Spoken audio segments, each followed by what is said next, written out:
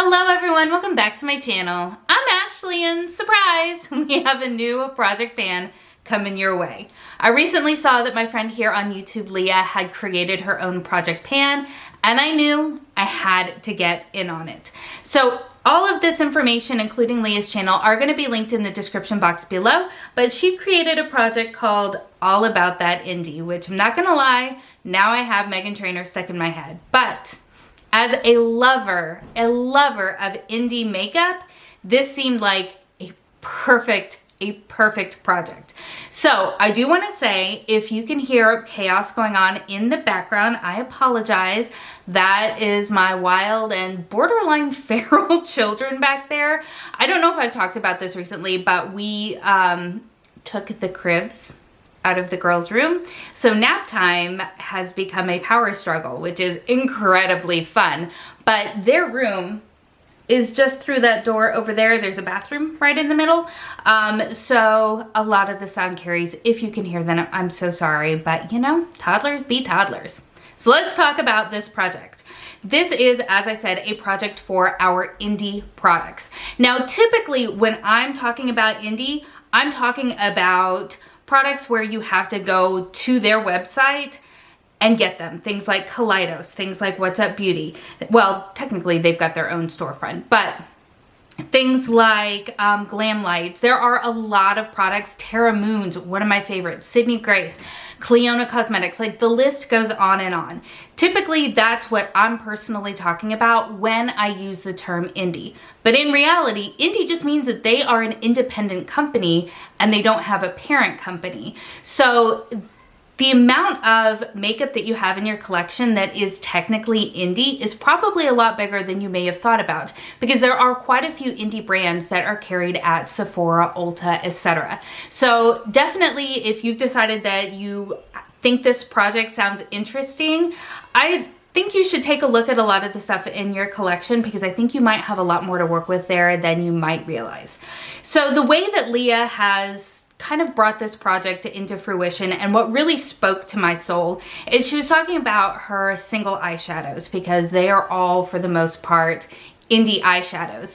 And the fact that, you know, oftentimes when we're panning eyeshadow, it's with the goal of hitting pan, and it's very easy to get hyper focused on those, and then other things can sometimes fall to the wayside, especially things that we may not be ready to actually hit pan on. I have so many incredible indie eyeshadows that I don't want to just use. Like, I want them to have their beautiful impact, but I don't want to be just using them for the sake of hitting pan on them. I hope that makes sense. Like Terra Moons, for example, some of my absolute favorite eyeshadows. They are so gorgeous and complex. I don't want to hit pan on those. But what that means is that the opposite ends up happening and they go into a drawer and I never use them because it's not on the forefront of my brain. So the first half of this project is a no pan left behind style use of all of my single eyeshadows, because I'm pretty sure that all of mine are indie. So that is what we're going to start with. I'm going to draw them all out on a grid, just like I have for my palettes in the no pan left behind that I'm working on over on Instagram. So you may want to check that out. And then once we've done that with all of the singles, then, you know, we'll talk about it from there. I'm not as concerned about the palettes themselves, because I have all of my indie eyeshadow palettes in the no pan left behind project, as well as rolling them into other projects themselves. I've just been historically pretty bad about using singles even when I pull them into a project. So I feel like a no pan left behind style is a great idea for somebody like me. So the first ones that I'm going to start with are in this magnetic palette here. I have a ton of magnetic palettes, and at one point in time they were organized. They are no longer organized. So I'm not going to go through and try to organize them prior to doing this project, because I feel like that would prevent me from actually getting started. Is anybody else like that? You want it to be perfect, so you put it off, but then you don't do the thing to make it perfect, and then it just never gets done. So we're just diving in. I literally saw this project this morning. And we're going to start with this magnetic palette here because it was the one on top. Now what happens to be in this palette here is these over here are Colored Rain. And these over here, I'm pretty sure all of these are Looksy. I know I've got more Colored Rain than this and probably more Looksy than this, but as I said, I'm not going to go through all of my magnetic palettes and try to like organize everything and find everything because I won't ever get started. So I'm just going to work with every palette as it is. And then once I have finished this palette, I'll move on to another one. I think that's how I've decided to go. So very excited. I think that these, especially these green ones over here and some of the purples and pinks, will work really well with my Level Up project pan. So I'm very excited to pull these in and start getting at least a use or two on each of them because they deserve to be loved. They truly do. Now the other half of this project for her is more of a traditional rolling pan project.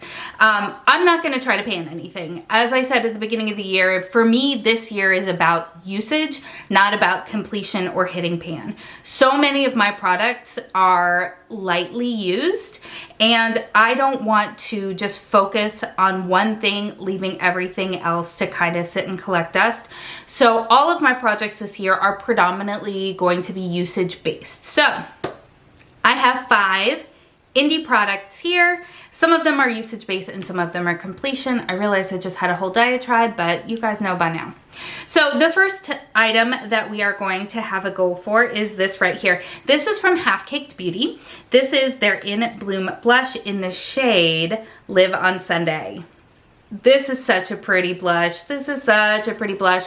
When I originally purchased this, I used the heck out of this, even though I know it doesn't look like it. Blushes for me never seem to. But I really, really enjoy this. So I'm going to give myself a goal of using it 30 times. I know that that's a lot, especially since I have other items that I'm working on in the blush category, but I do want to make some sort of significant goal for these. And so I feel like with a blush, 30 uses is good. That'll keep it in this project for at least a couple of months and allow me the flexibility to use some other things as well. The next usage goal that I'm going to have is this right here. This is from About Face. I'm like 95% sure that this is an indie brand. It seemed like from everything that I could find out about it, I'm pretty sure it is. Please feel free to correct me in the comments below if I get something wrong because there are a couple of these that I'm mostly sure on. So this is one of their eye fluids. I really, really enjoy this. This one is in the shade Capulets. And I purchased this last year, used it a few times, really enjoyed it, and then forgot that I owned it because that seems to happen. So this is what it looks like here. It's very, very pretty, especially blended out all over the lid. It is really nice. On me, at least, this has not creased, and I think this is the only liquid eyeshadow that I have in a matte formula, so super excited. I'm gonna give a smaller goal of 10 uses for this one. And then the last usage goal that we're gonna have is from Kaleidos. I love Kaleidos. This is one of their lip clays. It is in the shade Bear, NU05, in case you were wondering. And again, so pretty, and I purchased these and loved them, and then they got replaced by something else and they just haven't been used enough since. So this is what the shade looks like here. Again, I feel like it's going to complement other items that I'm working on in other projects really, really well. So I'm going to also give that a usage goal of 10 because rotation, friends, rotation. 2 other items that I'm going to be working on in this project for the moment are going to be completion goals. Now, one of them is cheating. So this is a primer from Kaja. Again, this is the other brand. It is a Korean brand. Everything that I think that I found on it says that it's an indie brand, but I'm not 100% sure, especially when it comes to international. There are a lot of things that I'm unaware of. So if I'm wrong, I apologize. This is currently in my 50 Shades of Green project pan, which I have just stalled so badly on, and I need some additional momentum, and I do want to finish this off before the project concludes in April. So I'm going to put this in with a goal of finishing it. I used it a lot at the very beginning of that project, and then as tends to happen, I dropped off for a while. I want to get back in it. I want to get it used up, and yeah, that's where we're at. This is the Blur Drop, in case you're wondering. The last item, I do want to put a completion goal on, and I know that for me this is going to be a bit challenging because it is a lip product. So this is from Glamlight. This is from their Strawberry Shortcake collection that I received at the very end of last year. I'm pretty sure. Yeah, I think I received it in the mail on Christmas Eve. So I haven't been using this for all that long, but I have so much progress in here.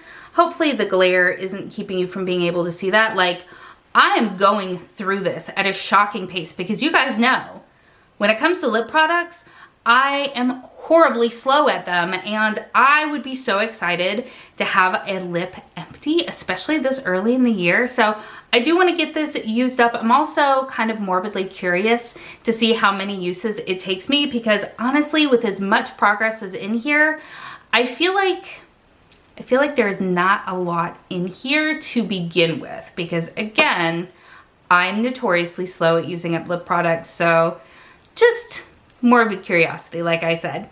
Now, I am going to be updating this every month, I believe, especially since I do have quite a few of the usage goals versus the completion goals. I feel like updating monthly will be good for me, and it will hopefully help inspire me to make sure that I am using these so that you guys can see a new magnetic palette as often as possible. I am going to try to remember to take pictures when I use these shadows so that you can see what they look like. I have always said that I'm going to do that, and then I very often don't. So I'm gonna try really hard and hope for the best.